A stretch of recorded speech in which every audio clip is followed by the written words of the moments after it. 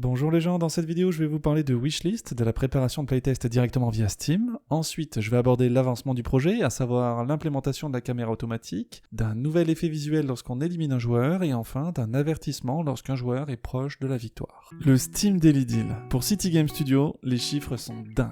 Presque 10 000 copies vendues en une semaine, c'est-à-dire 25% du nombre total de copies vendues depuis sa sortie en 2019. Le nombre de wishlist du jeu a également explosé puisque plus de 14 000 personnes ont ajouté le jeu à leur wishlist. Néanmoins, ce qui m'a rendu le plus fier, c'est la flopée de revues positives qui s'en sont suivies. Plus d'une centaine avec plus de 90% positives. Bref, City Game Studio a eu un moment de gloire avec 635 joueurs en simultané, du jamais vu pour moi. Tout ça a impacté mes jeux. Sneakin a généré plus de revenus en une semaine que durant les 6 premiers mois de 2024. Et il a même récupéré une revue positive. C'est pas si mal pour un petit jeu quoi. Cependant, en ce qui concerne Fortune Avenue, ce n'est pas aussi reluisant. Je comptais beaucoup sur le Steam Daily Deal pour augmenter sensiblement les indicateurs de Fortune Avenue, or je me suis planté. En une semaine, il n'y a eu qu'une centaine de wishlists seulement. On est loin des 500 que je visais initialement. En somme, avec 1100 wishlists, le jeu est toujours dans le vert, donc même si je suis déçu du résultat, je dois continuer à avancer. De ce fait, la suite normale des opérations, c'est l'organisation de playtests, mais sur Steam cette fois. Parce que pour le moment, l'acquisition de playtesters via Discord ralentit, et récupérer des retours utiles devient quasi impossible. Je pourrais publier une version démo maintenant, mais je n'ai pas envie de me griller. On ne peut sortir un jeu qu'une seule fois, et ça compte aussi pour les démos. C'est pourquoi j'ai pris le temps de faire une version de playtest spécifique à Steam pour Fortune Avenue. Tout cela est dans les tuyaux de Steam, et devrait être approuvé rapidement. Ainsi, si tout va bien, dès la semaine prochaine, vous pourrez demander une clé pour playtester Fortune Avenue sans même devoir vous inscrire sur Discord.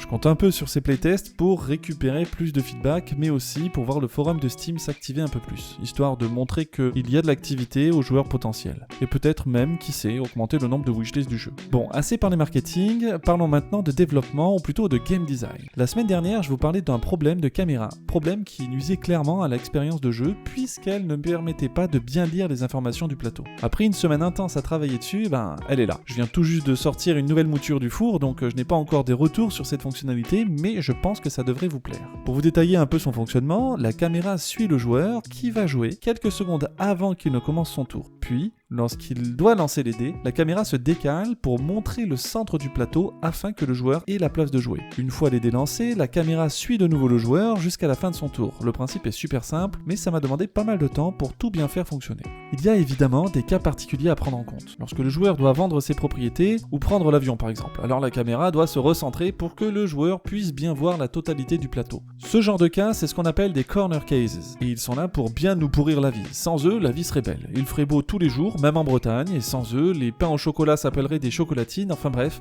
on aurait la vie de rêve. Ce serait chouette, surtout que tout le monde gagnerait toujours, même à Fortune Avenue. Aucun perdant. Mais voilà, les corner cases ils existent, et il faut bien gérer les cas où vous vous faites ruiner par un autre joueur. Du coup, je vous offre exactement 2 secondes de gloire par défaite. Je suis un mec sympa, n'est-ce pas? Évidemment, je parle du dernier effet visuel que j'ai ajouté. Il s'agit d'une petite pancarte faite en quelques minutes sur Inkscape qui permettra de mettre au premier plan le joueur qui perd, ainsi que la personne qui l'a fumé. C'est une petite mise en scène de quelques secondes qui symbolise votre défaite, et qui dit défaite dit aussi victoire. Là encore j'ai bossé, j'ai travaillé sur un petit algorithme sympathique qui détecte lorsqu'un joueur peut gagner la partie en faisant un monopole. Le code en lui-même est assez simple, ce qui a été plus complexe, c'est l'affichage. Voyez-vous, dans Fortune Avenue, vous pouvez gagner de 3 manières différentes. La première et la plus simple, c'est lorsque vous avez ruiné tous vos adversaires, c'est ce qu'on appelle la victoire du dernier joueur debout. La deuxième consiste en un monopole linéaire, c'est-à-dire que vous possédez tout un côté du plateau. La troisième, c'est un monopole de merveilles. Vous possédez les 4 merveilles du plateau. Lorsque je parle de prédire la victoire d'un joueur, je pense aux victoires de type monopole. Pour une victoire avec un monopole linéaire, j'ai dû placer une caméra par côté du plateau et une 5e pour un monopole de type merveille.